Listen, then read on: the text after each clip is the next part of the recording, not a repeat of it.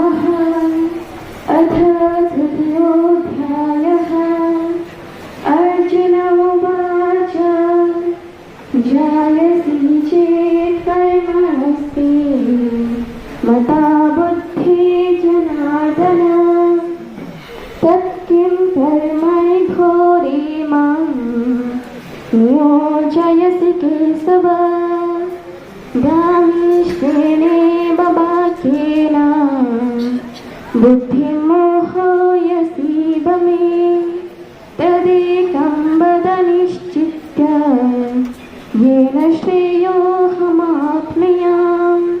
श्रीभगवानुवाच लोकेऽस्मिन् द्विविधा निष्ठा पुरा